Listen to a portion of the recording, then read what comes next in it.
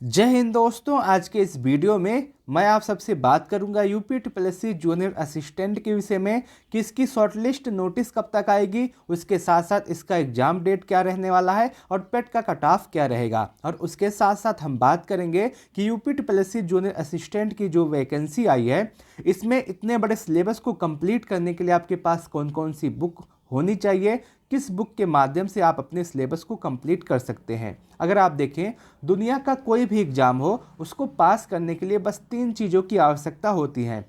सबसे पहले आपका सिलेबस कंप्लीट हो और उसके बाद आपने ज़्यादा से ज़्यादा रिवीजन किया हो और उसके बाद आपने ज़्यादा से ज़्यादा प्रैक्टिस सेट हल किया हो। अगर हम देखें आपका सिलेबस क्या है और सिलेबस को कंप्लीट करने के लिए कौन कौन सी बुक की आवश्यकता हमें पड़ने वाली है।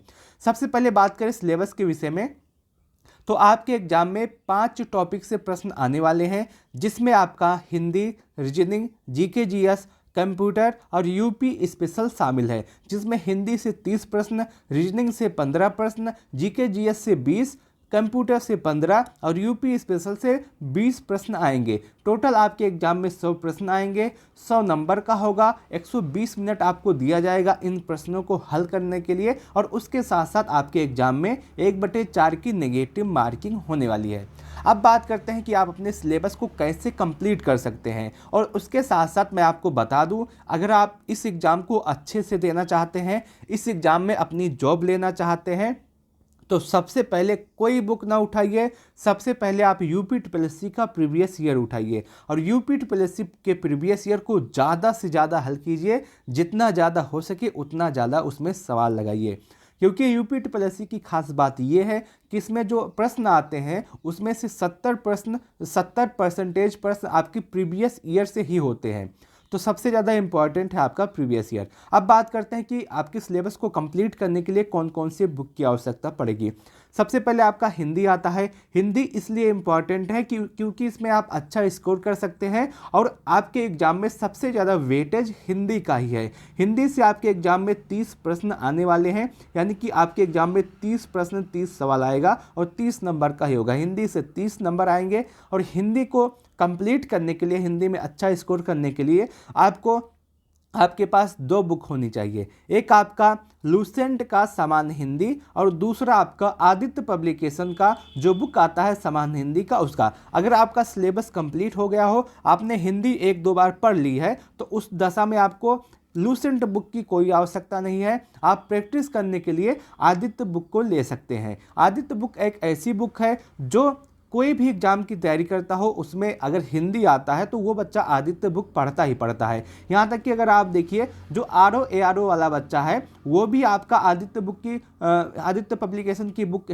पढ़ता है, और जो आपका यूपी लेखपाल, उसके साथ साथ कांस्टेबल, उसके साथ साथ वीडियो कोई भी एग्जाम देता है तो आदित्य पब्लिकेशन की ये बुक को पढ़ता ही पढ़ता है। तो आपके पास आदित्य पब्लिकेशन की ये बुक सामान्य हिंदी की होनी चाहिए। और अभी आपके जो ARO और ARO का एग्ज़ाम हुआ है, उसमें अगर आप देखिए तो जो प्रश्न आए हैं उसमें से ज़्यादा प्रश्न आपको इसी बुक से मिल जाएंगे। और जो आप आगे एग्ज़ाम देंगे जूनियर असिस्टेंट का, उसमें से भी मैं पूरी गारंटी लेता हूं कि 85 से 90 प्रश्न जो आएंगे, परसेंटेज प्रश्न, वो इसी बुक से मिलने वाले हैं। तो ये बुक आपके पास होनी चाहिए, बहुत ही ज़्यादा महत्वपूर्ण आपके लिए हो जाती है।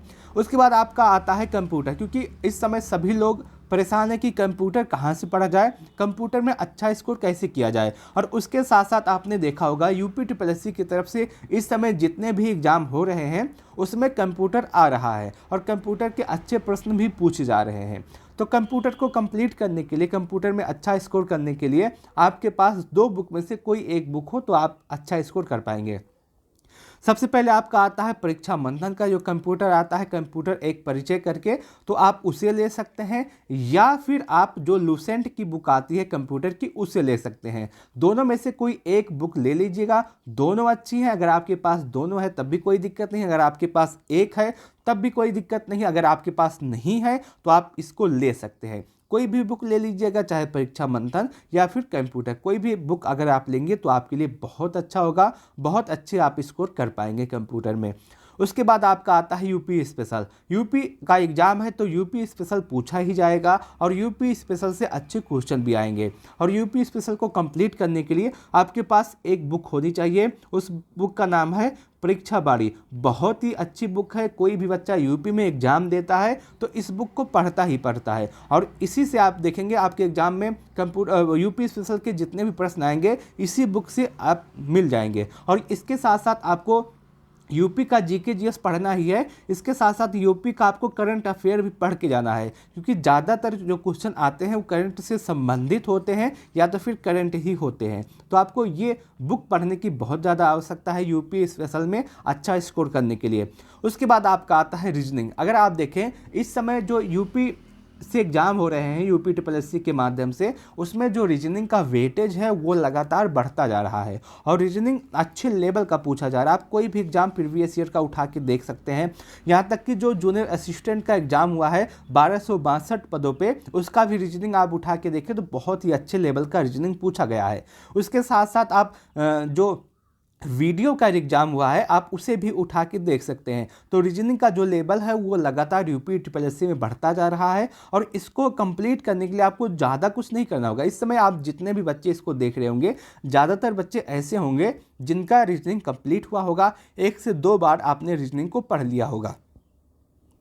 अगर अब आपको प्रैक्टिस करने की आवश्यकता है तो प्रैक्टिस करने के लिए आपको सबसे पहले आप सभी के पास इस समय टेक्स्ट बुक होता है। तो टेस्ट जैसे आपको कोडिंग डिकोडिंग की प्रैक्टिस करनी है तो आप टेक्स्ट बुक पे जाएंगे, वहाँ पे कोडिंग डिकोडिंग डाल देंगे। तो इससे पहले जितने भी एग्जाम में कोडिंग डिकोडिंग से प्रश्न आए हैं, नए प्रश्न हो चाहे पुराने प्रश्न हो, सभी आपको मिल जाएंगे। और यहाँ तक कि एक टॉपिक के ही आपके 1000 से 2000 प्रश्न मिल जाएंगे और आप उसको एक बार लगा लेंगे तो नए प्रश्न भी आपके सामने आ जाएंगे, पुराने प्रश्न भी आपके सामने आ जाएंगे और आप ज़्यादा से ज़्यादा इसको रीजनिंग में कर सकते हैं।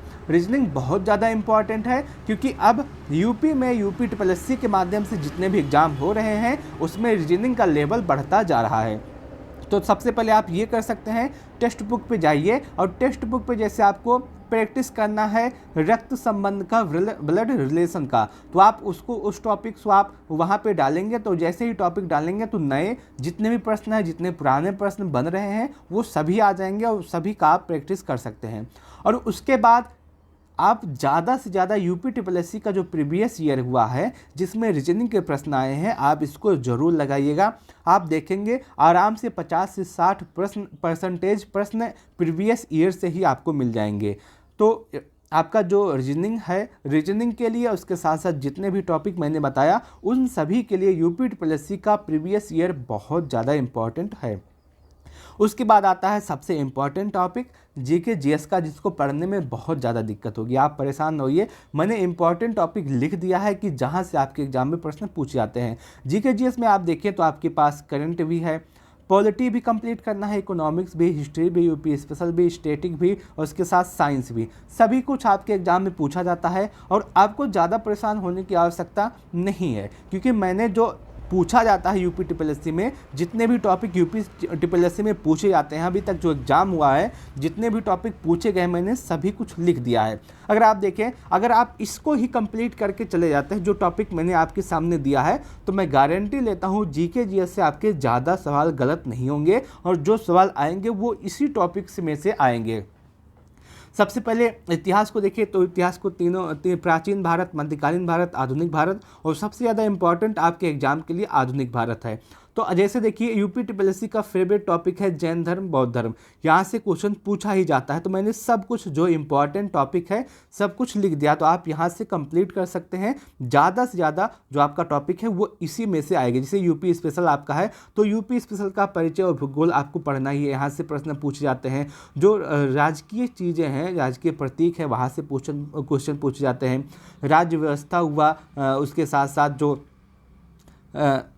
जो जनगणना हुई, खनिज हुआ, राष्ट्रीय पार्क, वन्यजीव अभ्यारण्य, ODOP, जनजाति, झील, लोकसभा, लोकनृत्य, प्रमुख परिवर्तित नाम किए गए हैं, उसके साथ साथ प्रमुख घराना और यूपी का करंट अफेयर, बस इससे ज़्यादा आपको नहीं पढ़ना है। और ये सभी चीज़ें मैं आपको टेलीग्राम पे दे दूंगा, आप वहाँ से इसको कंप्लीट कर सकते हैं, आप वहाँ से इसको पढ़ सकते हैं। और उसके बाद आधुनिक भारत में देखें तो आपको आधुनिक भारत में भी ज़्यादा नहीं पढ़ना है, 1857 की क्रांति पढ़ना है, राष्ट्रीय आंदोलन पढ़ना है, उसके साथ साथ जो यूरोपीय जो व्यापारिक कंपनियां हैं भारत में कब आई थी, कब स्थापित हुई, कब पहली कंपनी लगाई, कब लास्ट वाली कंपनी लगाई, कब गई, ये सभी चीज़ें आपको पढ़ना है। उसके साथ साथ जो अंग्रेज में जितने भी गवर्नर हुए हैं, गवर्नर जनरल हुए हैं, आपको सभी पढ़ना है। सामाजिक जो धार्मिक सुधार हुए हैं वो पढ़ के जाना है। कांग्रेस कब स्थापना हुआ, कब अधिवेशन हुआ, कौन सा अधिवेशन महत्वपूर्ण है, कौन सा अधिवेशन किसके समय में हुआ और उस समय वो अध्यक्षता किसने की, ये सभी टॉपिक आपके एग्जाम के लिए महत्वपूर्ण है। और आपका जो यूपी ट्रिपल में सबसे ज़्यादा इंपॉर्टेंट है वो गांधी युग है,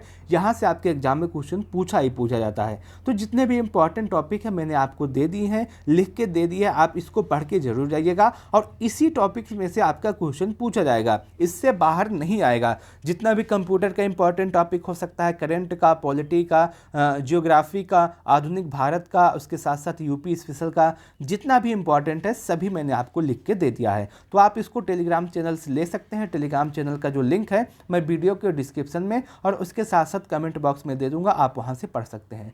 अगर आपको अब देखिए आपको कौन कौन से बुक की आवश्यकता पड़ेगी कंप्लीट करने के लिए। करंट अफेयर के लिए आप स्पीडी की बुक ले सकते हैं, बहुत ही अच्छी बुक है। उसके साथ साथ जो यूपी ट्रिपल का घटना चक्र आता है आप उसे भी ले सकते हैं, उसमें भी अच्छे क्वेश्चन मिल जाएंगे।